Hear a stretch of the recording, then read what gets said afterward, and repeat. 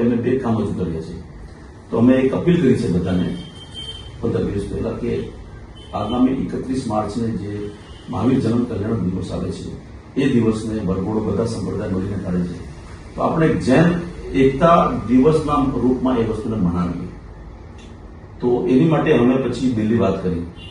દિલ્હી અમારે એમના એક મિત્ર છે તો એમાંથી વાત કરી.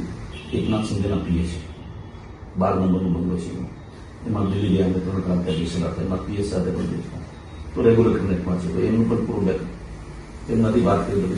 मैं कहा जैन एकता तो गवर्नमेंट को इसमें कम्युनिटी के हिसाब से देना है. तो मेरे को आप सजेस्ट करो कि क्या नाम से हम गवर्नमेंट को लेटर लिखे और सभी संस्थाओं को अपील करके सभी संस्था लिखे.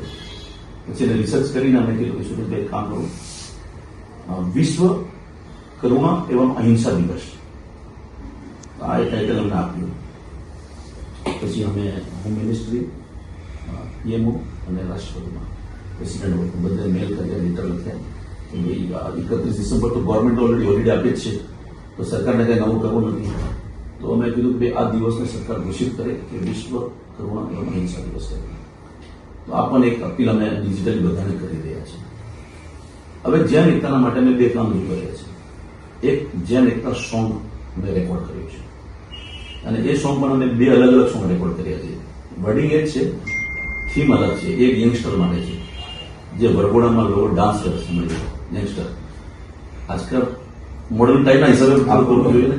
અને એક રેગ્યુલર સોંગ છે જૈન એકતા સોંગ, એ પણ આપણે સાંભળી શકીએ. અને જૈન એકતાના ઉપર એક ડોક્યુમેન્ટરી ફિલ્મ બનાવી છે 7-8 મિનિટની. એના ઉપર કામ છે. એઆઈ બેઝ કોઈ ફિલ્મ બની રહી છે.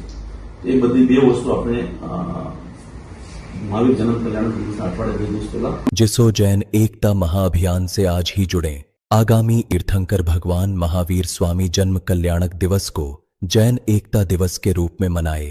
अभूतपूर्व जैन एकता का प्रदर्शन करें। इस वीडियो को सभी जैन ग्रुप्स में अधिक से अधिक साझा करें और अखंड जैन समाज के निर्माण में सहभागी बने।